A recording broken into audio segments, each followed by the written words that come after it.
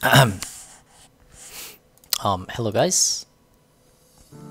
This is iPav again, and I'd like to give you guys some responses on the League of Legends talk that I've done recently for a YouTube recording. And here we go.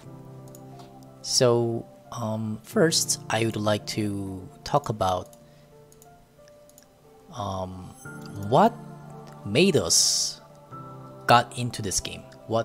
How many people got playing? Like, what dragged us? I mean, what made us to get in to this game? Oops, I think the music's too loud. So, well, some people would say that it's, yeah, my friend suggested this, but even if your friend suggested that, but it's not like you're not gonna play it if it's not fun. But what got you it's fun to play? What got you interested to play? I think that I said it last time. I think for me it's a cooperation, and then for me creative, right? It was creatives. Nobody, I think, would had played this game for because there are so many killings that were happening. Because there were a new champion that's coming up every 4 months. Every 4 months, new stuff coming in. It's because that everyone's flying around, jumping around. I don't think any of those reasons are the reasons for us to keep in this game. I think the game was fun because for most of people, the same reason as mine, it's because that you were able to do your teamwork stuff, and then that you were able to do your creative style, that you were able to put it in with the teamwork, right? Okay, well, that's something that I just wanted to point out. And the second thing that I want to point out is that imagine if you're watching an LCS, or if watching an LCS or a competitive pro games, and the team name and the names of the players and the face cam is all covered up. You cannot see those, alright? And you're watching LCS. Are you able to tell which team that you're watching? How many people are able to tell which team that you're watching? Let's say if I'm the fan of a CLG and a TSM, and I know that those two teams are getting played right now, and if these factors are covered up, I would not be able to know which team is a CLG and which team is a TSM.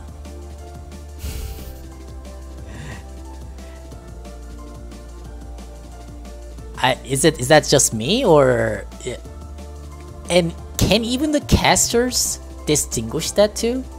Can casters distinguish that? And this is where I'm saying that game is pretty unfun to play because of this. It's kind of like when you're watching an LCS, it's kind of like there's a road called a win, and every teams are sitting here, and they're all taking the same route. The slow team is gonna lose. Whoever that takes the trips, they're gonna lose. If they go different route, they're gonna lose. It's this road to take the win is exactly the same. It's almost as if you're watching an AI that makes the least mistake will just take the win. It's just robots, AI. No creative work happening. It's already designed that way, and everyone just follows that. It's like a freaking machine. I don't know where I get the funds from this. And I believe this is one of the main reasons why people stopped watching competitive scene. Not just me. Quite a lot of people stopped watching competitive scene. Right? The just mere streamers, just the streamers gets to have more viewers than LCS or LCK, the competitive scenes. Even the finals gets to have less viewers than just, you know, League of Legends streamer.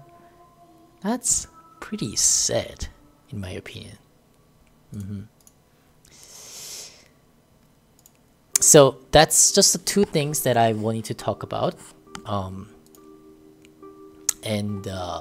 Before I start commentating about these comments that I got. First, I'm gonna start with the Ainuki. Oh, by the way, thanks for a lot of upvotes and the a lot of views, and this is what makes me like really happy about, like, I made a video today on this, and then I already got 2,000 views. That's cool, you know, and I really love these comments, all of them. Thank you guys, and I want you guys to leave a comment again if possible. Right. Hey iPav's, speaking from the development point of view, it wasn't the right, didn't have had the money to do it, like you were suggesting, to produce the replay system, voice chat, sandbox faster. The issue is that people working and making the design choices. Let's take the Ghost Crawler, blah blah blah blah blah blah. Ghost Crawler, I think he's talking about the Ghost Crawler. I don't really know who it is, but okay, I read all that. And then basically what his point is that it was bad management that's letting down the company. I did not know that. I thought it was a money problem. I thought it was a money problem. And thank you for providing. I cannot 100% trust this word, but it's something that I did not know about. Yeah, there is definitely a possibility that bad management can happen. Alright, thank you so much. I'll give you upvotes for it. I really think that of what you said is justified. Sorry, I really think most of what you said is not justified critic from the Lu Bue. First, the Riot has always switched between the encouraging and discouraging no-meta builds.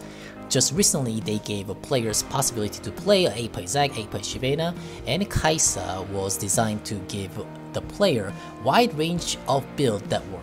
However, they do nerf such builds if they are too strong, like Echo was, of course. If they reach a certain level, skill gap power become more important. That's why we'll always build slightly stronger than the others, because most players are copy of pros. These strong. Okay, well, I don't think I have to read these parts until the role part. The thing is that I still don't agree with what you said here. Riot has always switched between encouraging and discouraging on no meta builds. It's not true. And the example that you have provided here, the recent work, is really bad example to talk about a part that you said always. If you're talking the always, you have to at least give me not the recent work. Because what's gonna happen if the iPav's Zac is gonna get removed by next month, or Shyvana, or even Kai'Sa? Kai'Sa has a design to give wide range of build. I understand that, but they could just trash it away by next year. Next year they're gonna say, well, Kai'Sa is an old champion. That's not what the majority are looking for. So we took the her iPav ratio away and we just made her completely ADC, 80 champion. That can be possible, right? You don't know what's gonna happen in the future. So when you're talking about that Riot has always been doing such stuff, you cannot say, well, recently they have done this. That's not a good example. I could give you an example also of what they have done. Riot used to allow us to encourage the no meta builds. The Tryndamere, iPav Shaco. They were Tryndamere, iPav Tryndamere, iPav Shaco, iPav Master E. I believe at least those 3 were there for at least 3 years. Season 1 through Season 3, Season 4, right? Season 4, they started removing those champions. I mean, removing those, the different builds from the champions. And that's the example that I can provide. Something like, yeah, you know, that example is a little bit better, right? And then they started removing that, and they started removing almost every champion's like, yeah, recently this new build can pop, but that's gonna get nerfed next time. Right now, what is it? Banner Command? Is Banner Command like broken as fuck? That's a new build too. That's something that is like outside of the context. But guess what? That's gonna get nerfed too. I mean, I like the nerf. You know, nerf and buffs are definitely necessary to those strong, like the Tank Echo is pretty good example. Yes, it needed a nerf. But I'm not talking about nerfing to the point where it's not usable. I'm talking balance it. I still want to see a Tank Echo, but not a broken Tank Echo. I want to see a balanced Tank Echo. I want to see a balanced Apai Teemo. I mean Apai Tryndamere. And yeah, sure, they have an excuses of saying, oh, that's too hard thing to do. So you want us to balance the 2-3 builds that's possible in one champion? That's too hard. But how are you balancing the new champions then? Which one is harder? Making the new champion and then balancing that new champion versus a old champion that already had a 2 or 3 build existed? Which one is harder? Which one is easier? Well, I'm not a programmer, so I cannot be really that sure about it, but it's just the way that I feel is that it's just bloody excuses. Yeah.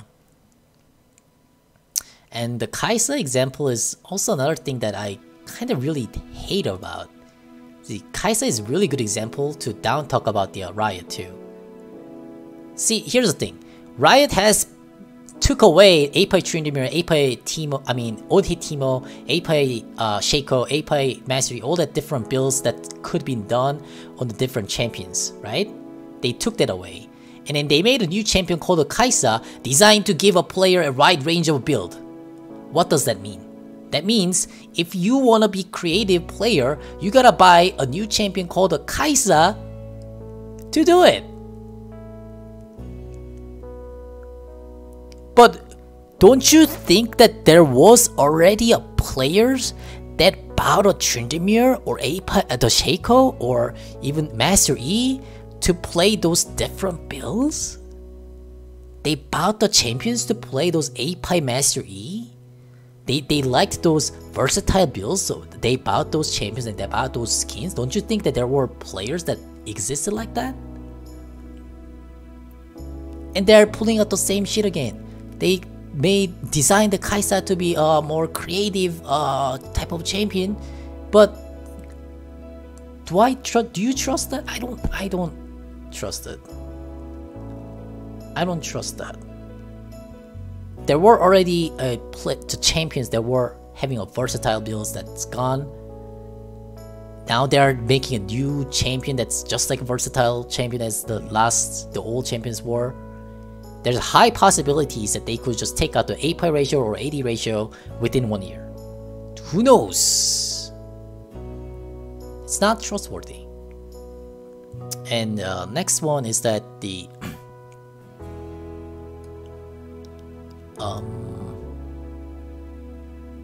the laners, right? So the lanes, there is no such thing as double top or triple mids anymore because it's not worth anymore. Even if you throw a jungle item and then smite out of the window, it's still better to use the resources. Okay, I get it. Yeah, of course. It's more efficient to go 1 top, 1 jungle, 1 mid, and 2 bottom. We all know that.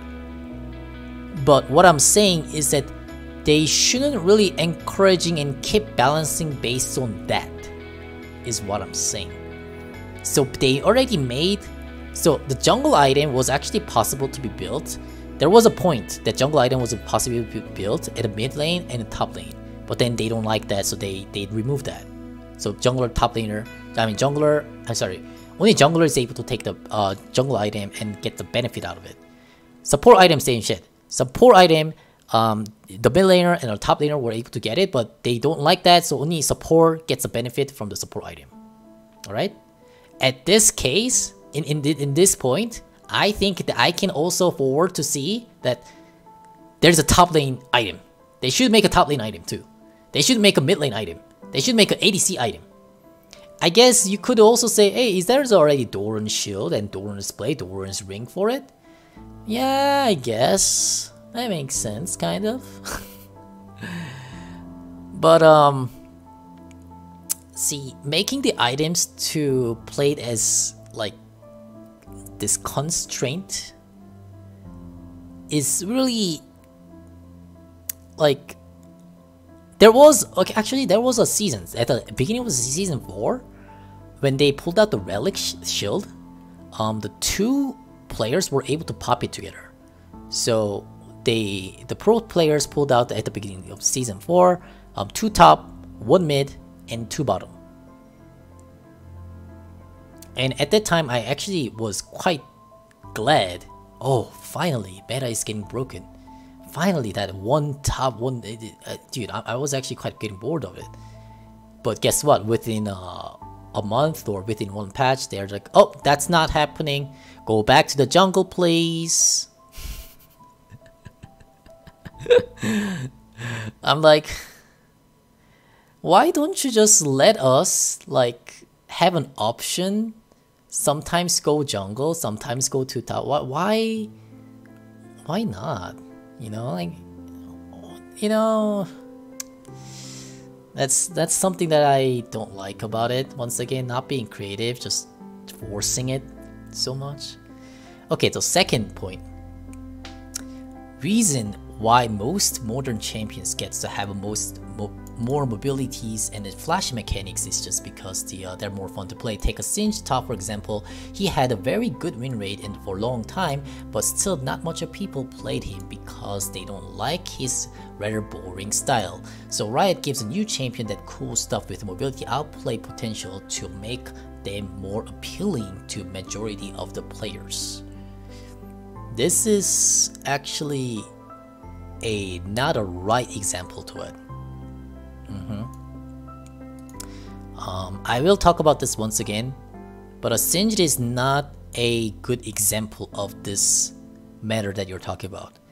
Singed was actually not getting played by a lot of people. It's because not a lot of people knew how to play the Singed. Singed is a champion that takes a lot of experiences. There are champions that takes a lot of experiences, and Singed is one of them. Why does Singed take so much experiences although he looks so simple? It's because he is based on how you position, how much damage that you can take, how much movement speed that you can have, and you have to know how their minions, when their minions gonna end, when their minions gonna be coming, when their jungle camp's gonna be coming so that you can, you know, counter jungle that, and when their jungler will be here to take you down, how they're rotating top to fuck you up because you're playing you know, just for farm in between their turrets, right? You have to have so much experiences of the League of Legends to be good at Singed. So mostly when you get to see a Singed one-trick ponies, they're really smart on this game. I think Singed players are really smart. Because of that, that's why not many people played him. When people played him, they weren't playing that well. That's why not many people played him.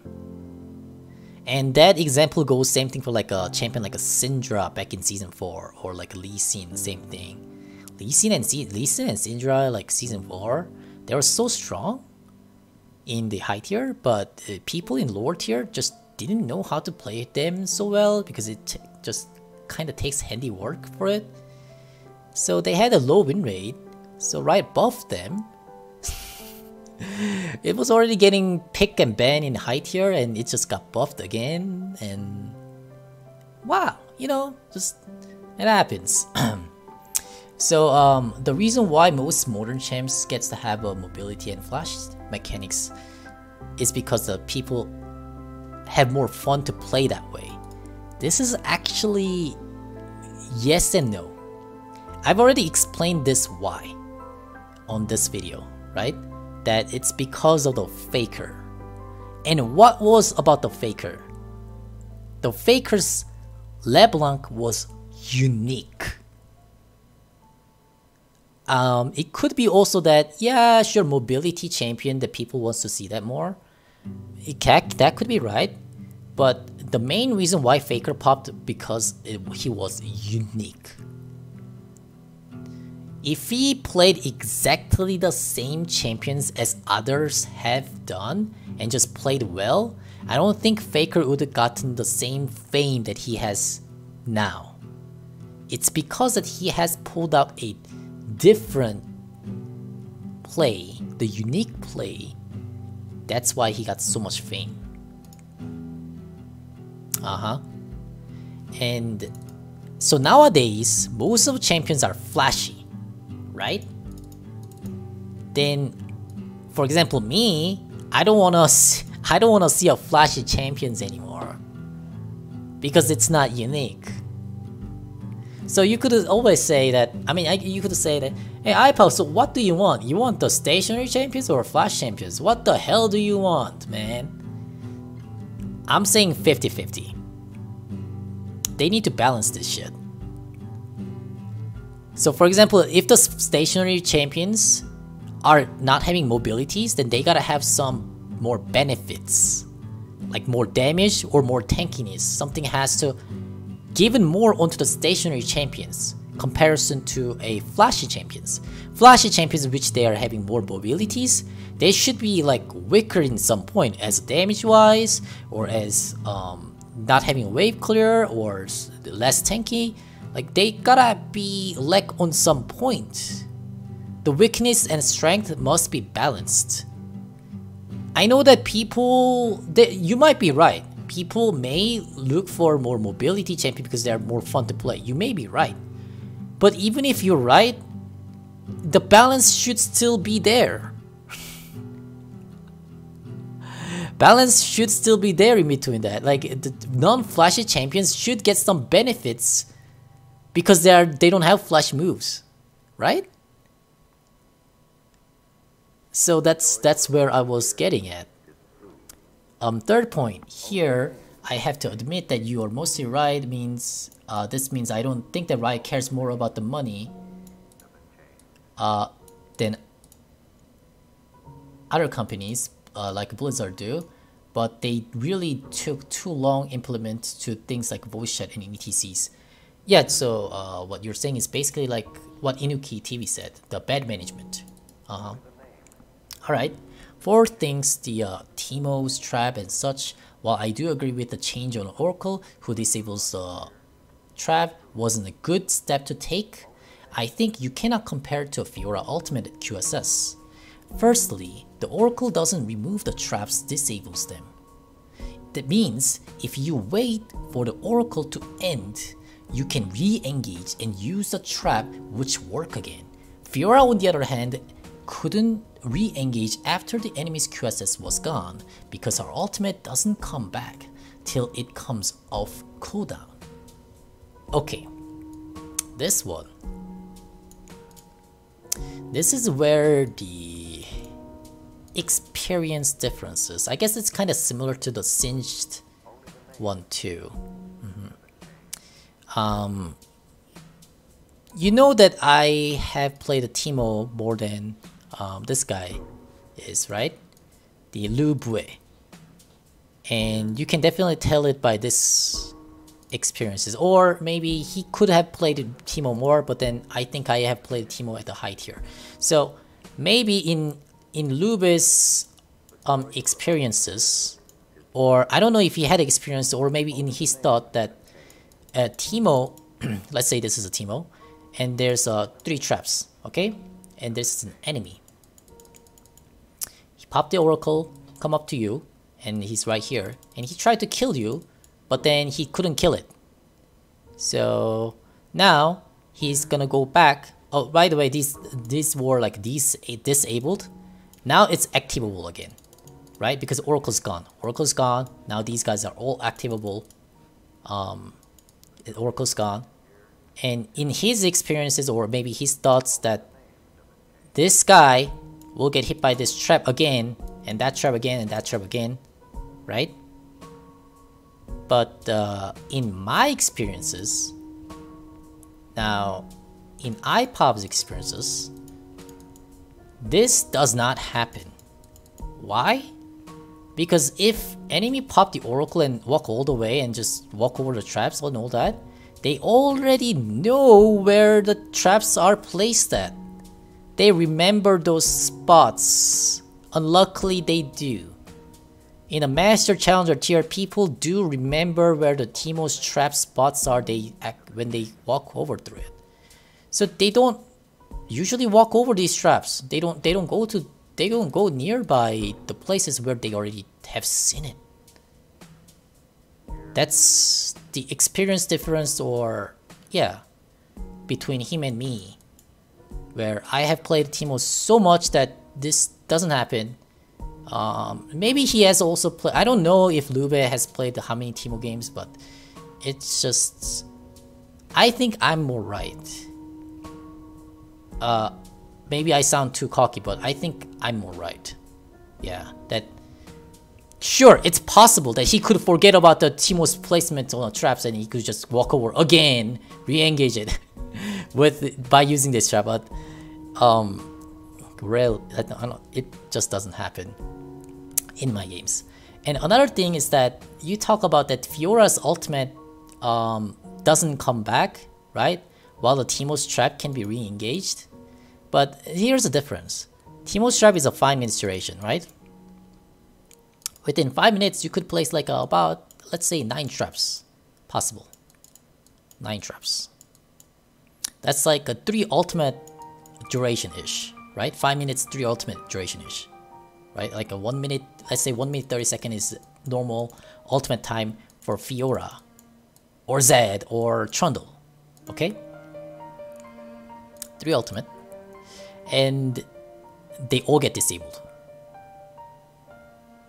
The 3 ultimate that you have placed on the ground, they all get disabled. While Fiora, 1 ultimate gets disabled by QSS. I mean, sure, the next one might also get disabled again. But for Teemo, this can happen. Now, another thing is that I've already said in that stream, in that video, QSS is a 1300 gold worth item. And it provides magic resistances, 30 MR. Right? 30 MR.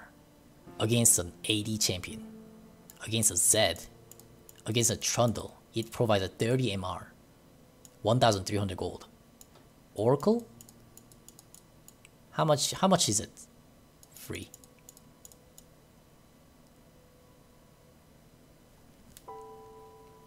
Yeah, that's... So when Riot says that, hey, it's unfair that Fiora or Zed or Trundle's ultimate gets disabled by QSS, that's unfair. We're not gonna allow that anymore. But we're just gonna keep the Teemo's trap to be disabled by Oracle though. And what I was asking was, what makes them logically think that there is, like, I see the relationship between these two, at least slightly. I think that Oracle this is more unfair. Maybe, well, I don't play the Fiora and Zed and Trundle that much, but I still like, can they apply the same logic onto the other champions too? It's just, why this has to happen? Okay, and another thing is that Riot Frig, do you guys know who Riot Frig is? Riot Frig, I think this is how you spell it. At the end of the season 6, at the preseason, pre-7, they made a pink word to be changed to the control word there.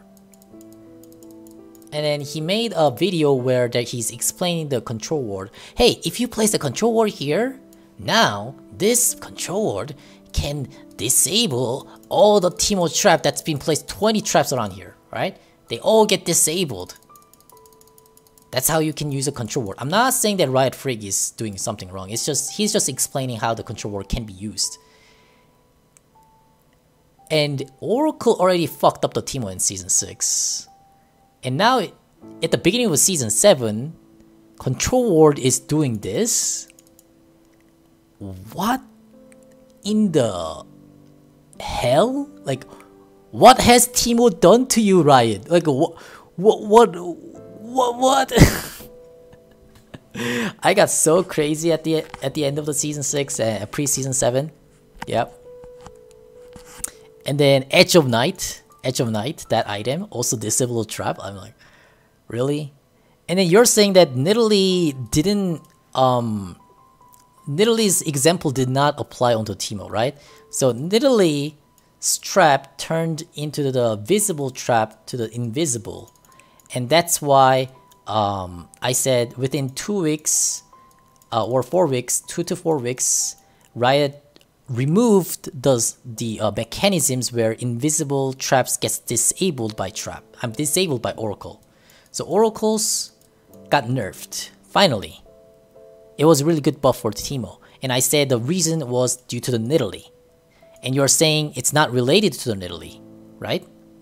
Then I want to know what made Oracle to be nerfed. What's the reason then?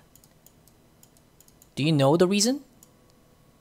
Because at that time, well, not only that time, most of the item changes Riot does, or even sometimes the champion changes, nerf and buffs, they don't pull out the reasons anymore. They used to pull out the reasons on everything back in season 2 or season 3. Hey, we nerfed this item because of this and that. We buffed this item because of that. Well, they still kind of do it, but quite often, like Oracle nerf or Oracle buff, they don't even provide why they are doing it.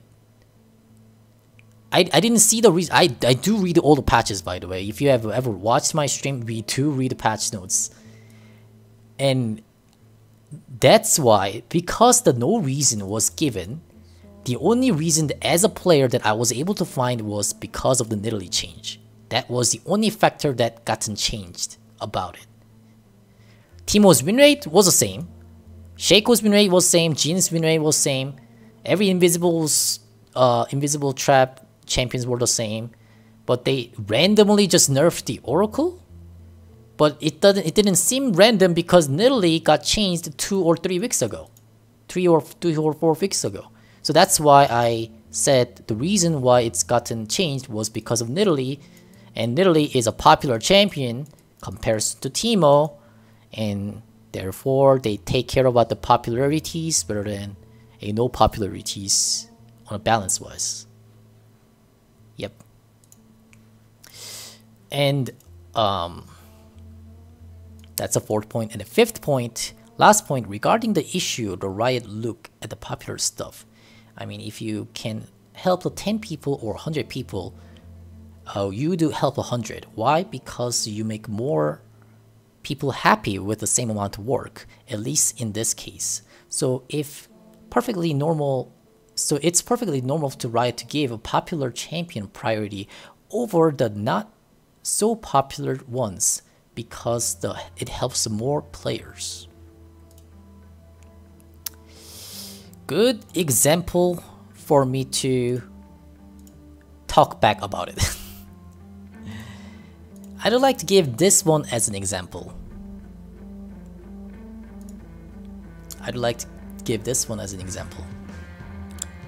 Okay, you bought a car. And then you've been using car for 3 years. Alright? The car company's been making a car every year, right? And now it's not that it's gotten broken, but the way that road has been changed, the car does not work on the road that, or maybe car just doesn't work, okay? So you go to the car company, hey, can you do anything about this car? And they're gonna say, no, just majority of the people are looking for a new car, so we made a new car, so you can just buy a new car. Or majority people are looking for this new, I mean not new, but just a famous car. So you know, we don't really care about the car that you've been riding for 3 years. We only care about the popular car here. Did you pay for the car? Oh yeah, you did, but I'm sorry. We don't take the responsibility for that. I guess the example might be kind of a little bit overthink, because it's not that the Riot has to have a responsibilities for the champions that they had made, right? It's not that they don't make a promises, right? It's like, oh, we will take care of the Teemo for entire league season, so please buy Teemo. They don't say a shit like that. They just say, you wanna buy, then you can buy, but we don't have absolutely no responsibility to take care of this champion. And that's what I'm getting from them. Honestly, yeah, responsibility. It's just something that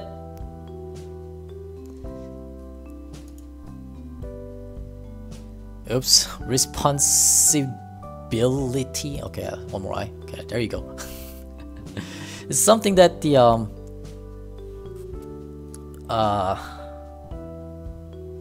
I think to be maintained as #1 company, #1 gaming company, I think that they gotta just have it. It's just what I want the Riot to be having. It's not that they're required to be having. It's not that they did something wrong, but the champions that they have been sold and still selling, and even the skins that they're making more skins, Tryndamere, Teemo, Garen, like, I think that they should have some of responsibilities. I understand only 10 people are buying these new skin on Teemo, while as there are 100 people that are buying a Kai'Sa. Teemo and Kai'Sa, right? But honestly, okay, well, Kai'Sa already happened, but then, well, next champion, there will be new champion coming up again, right? Before going on to the new champion, I think there is a way for them to think about, care about the champion that it already exists to fix before heading to the new champion. They're saying, oh, balance is so hard thing to do. Oh, we cannot balance every champions as they are making a new champion. That's their excuses, right? Their excuses is pretty much, oh, you guys don't have no idea how hard balancing works is, as they are making a new champion. Like, so you cannot even take care of the 150 jobs that you already have made, that you already were registered to do it, yet you're gonna get 150 first job, second job, or third job. You're gonna keep getting more jobs every month, every 4 months. This thing called the responsibilities. Once again, they did not promise that Teemo will be always on the meta, or Tryndamere will be always on the meta, or Garen will be always on the meta. They never respond. They don't have to take the responsibility on that, but still, you get what I'm saying? I understand that popularity, yeah, sure, happiness, sure. But instead of a happiness, before going happiness, I would care more on the responsibility than happiness. I think things has to take in responsible, then happiness comes in next. Popularity, this, if the company doesn't take the responsibility that well, this popularity will go down very soon.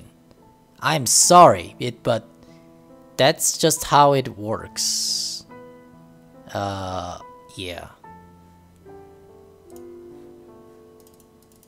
And the next, also if a champion has a 50% win rate, that means he does provide all the necessary resources for the player to win.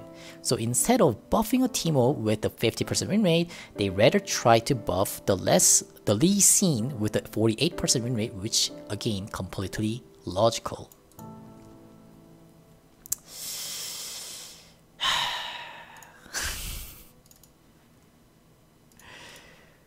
I think honestly the main reason why people say this is that it's our fault, as in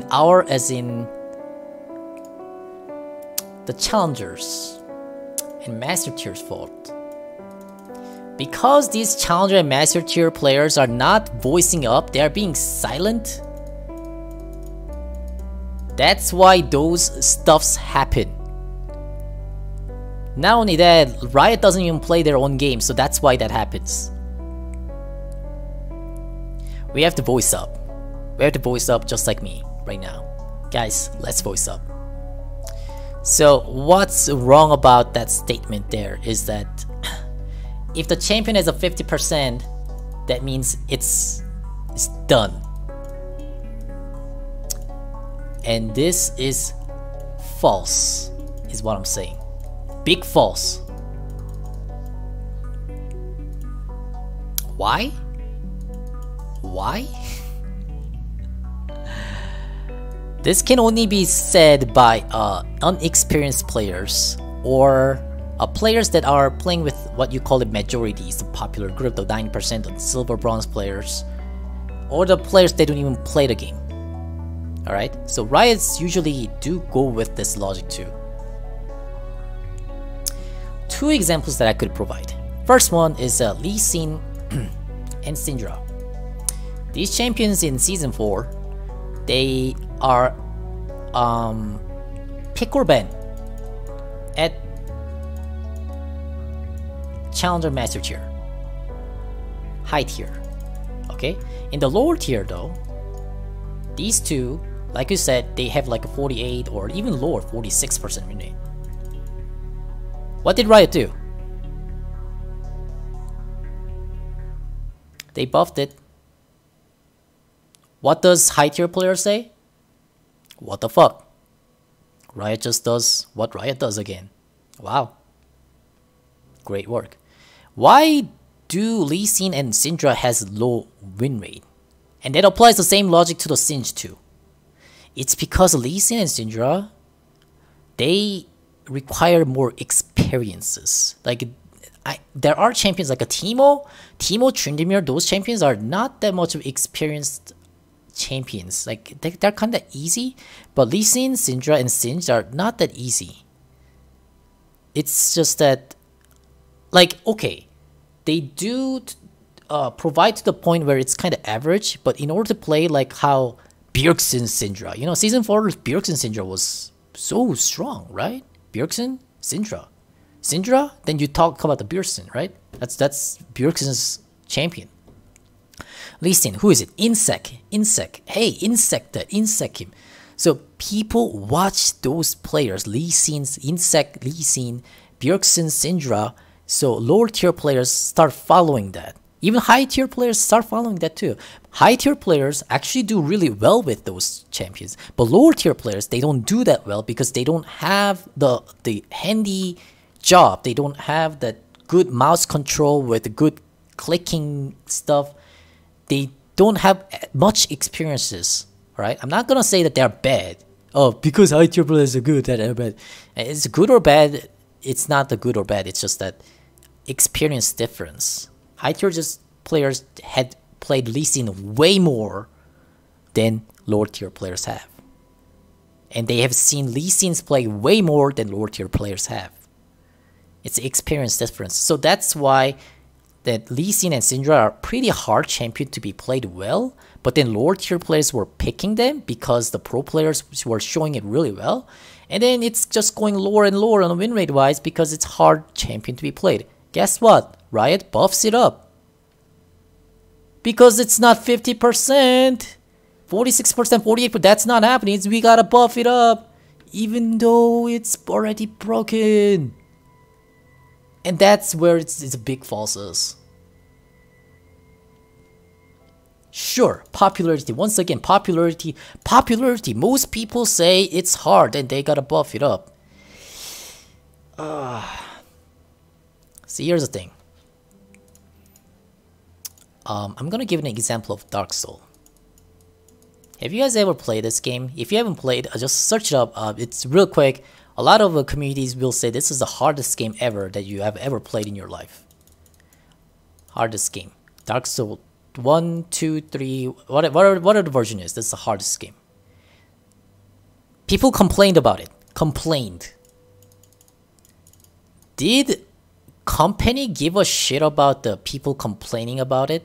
If they did, if this was a Riot's game that made a Dark Soul, they would have made this. Oh, really? It's that hard? Oh, very good. We'll just balance. Let's make it, much easier. Let's make it easier. If it was Riot, they would have done this, and this Dark Soul, this game, would not have gotten that popular.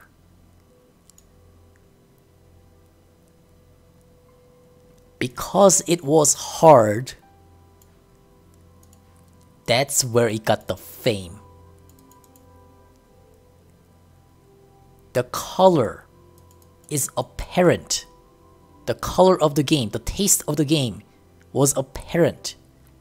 The champions, the Lee Sin's color, the Syndra's color, the taste of playing them is apparent. It's hard champions. If you're playing hard champions, yes, it takes more experience to get good at it. You cannot complain that, oh, it's just so hard to play. I think they are weak. Please, Riot, buff it. And Riot's like, oh, really? Let me look at the win rate. Oh, yeah, you have 46% win rate on that.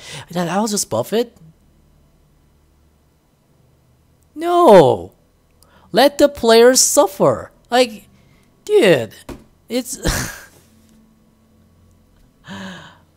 My God. It's just such a bad way to run the management was... Another example of that is the opposite example. The Season 8, pre-Season 8. Teemo. No, actually this is actually good. Season 6, I talked about the Oracle, right? I made 3 posts, 3 threads about this Oracle invisible, it's disabling a trap. Disable the trap, invisible traps. And I made a post that this is not fair for the Teemo. 3 posts. And then I also had a comments saying that, then how do we counter Teemo if Oracle does not disable the traps? How do we counter them? But Season 5, Season 4, 3, 2, 1, 6, 7, 8. Season 6 was the only season that had this affected. How did you guys used to play 1, 2, 3, 4, 5, 7, 8? My question is, how did you guys even play did you guys all think that Teemo was broken as fuck in all these seasons? Except the Season 6? How did you guys ever play that? Is Teemo really broken right now in Season 8? That Oracle does not disable the trap? There's no counter item against Teemo then. There's no counter item. If Oracle does not disable a trap, there's no counter item to it.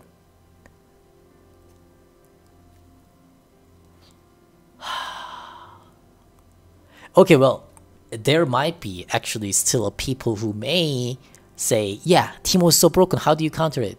iPav, please give him an example. Okay, you gotta build a magic resistance against Teemo, alright? That's it. That's it. That's just so simple. Magic versus against Teemo. He is just done. Or gank the Teemo. One or the other. Magic versus against Teemo or gank the Teemo. Done. And oh yeah, actually pre-season 8, another example would be that in the Challenger through Diamond, which was where my pre-season 8 ground was that I was playing Teemo. Teemo was never getting picked or banned. Teemo, I was the only Teemo player. But then below Diamond through a Bronze, Teemo's win rate was like a 60% or 58%. It was really high. And then it was getting picked and banned.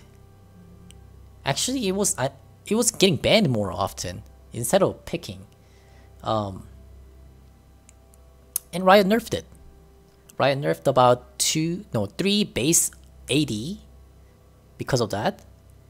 Although in Diamond to Challenger, there was only one player named iPav, and there were few Teemo players too, like Blotter, Rikin, like I think a Manko, at least in NA server, and you know our other servers also play a one-trick ponies. But in lower tiers, it's getting banned quite often, and people are coming into my stream, hey, Teemo's getting banned a lot, why is he not getting banned in your stream? It's because in lower tier, people don't build magic resistances versus Teemo. People don't know how to play against Teemo. That's why it's getting high win rate, and it's getting banned often. But Riot only looks at this number, very mathematical Riot here, and nerf it down. Well, Teemo life, right? Yeah, that's another the opposite direction of what happened to the Syndra and Lee Sin. Yeah, and that's why once again, this, what did he say? Hold on. If champion has a 50% win rate, that means he does provide all the necessary resources for players to win? Is false. Which is, again, completely illogical, completely not logical. I don't like to give a bad dislike onto it, but I'm gonna give you a like onto it because it gave me a content to actually talk about it. Yeah, so thank you for providing a really good comments. Although that I disagree with most of them, but I still needed stuff like this. And pretty much not much that I can talk about on the below. Leg sings. All this fun and unique stuff was disgusting to play against. iPav Tryndamere, iPav Shaco, one hit Teemo is something as a laner does not wanna play against ever. And Riot does balance the game how they like it, because it's their game, okay? But to think they ignore the community just laughably false. And it's like you don't even read the patch notes, iPav. Have you ever seen a correlation of X champion is really annoying on boards or Reddit and it has been nerfed after that? Yeah, the Teemo. What about the time that Teemo was played in LCS Cloud9 High and the community promptly complained about it and he got nerfed afterward? Yeah, exactly, yeah. It's maddening to ignore the Reddit boards and play large part in the balance. Riot is probably the only gaming company that you will ever see update their game that has take a month, that doesn't take the month or years. Yeah, that's actually really good. Sure, sometimes Riot leaves the stuff gutter too long and doesn't nerf the stuff, but they will make the mistake because they're human. Yeah, not trying to be a Riot defender, just saying truth and community is being bluntly ungrateful and rather than giving a legit criticisms.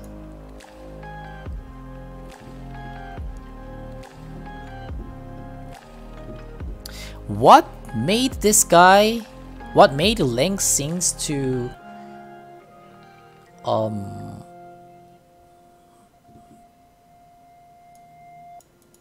I don't know. Did I do something wrong on my first video? I thought I explained pretty well, but I don't have to say anything about these, right? You pretty much get it. It's disgusting to play against, which means it's hard to play against, which means it's hard to play against a Teemo when Teemo's traps are, you know, not getting disabled by oracles. I don't know how to play against Teemo, so I'm gonna complain to the Riot on the Reddit, and then they listen to us. Look, they're good company. wait a second, Lingsing. I don't want to offend you, but is this a like part of a joke that I'm not getting it? Maybe it may be. It may be. I'm not 100% positive, but or maybe it's not. If it's not, I'm sorry, but it's like in between there. It's either joke or actual real. Either way, thank you, and I'll give you a like. Thank you for the reply. I don't have to say anything about this one, right? We already went over this. Okay, so that's pretty much it. And then I gave myself a bed. This like, ooh, yeah, 8. Because I think I could make it better. And I think I made it better this one. Actually, how many? 1 hour recording? Alright, well that's fine. I made it pretty short on the first video because it's the first video that I made about being critical onto League of Legends, and then I didn't know how many people would like it or not like it, but looks like quite a lot of people liked it. So this one is a little bit longer, 1 hour one, and I'd like to have more responses from you guys again, and I thank you guys so much. Once again, let me talk about myself briefly. I wasn't able to critically talk about this stuff before because the reason is pretty simple. If I fire an arrow to someone, then I will also get hit by the arrow. Hey, Riot, you're shit. But iPav, who are you to talk shit about me? You know, that's pretty much what I'm getting here, right? Like, oh, community is bluntly ungrateful and rather than giving criticisms. I guess I do somewhat agree with that. I am being somewhat blunt and ungrateful, but I think I do still give a legit criticisms because I do explain why I think this way, why I think that way. You know, it's not like I say, Riot, you're bad because you're bad. That's like the League of Legends players say like that. Anyways, I'm able to talk like this because I've been getting so many. I've been streaming for 3 years, and I started getting self-esteems where, oh, so the way that I think is actually the same as the others.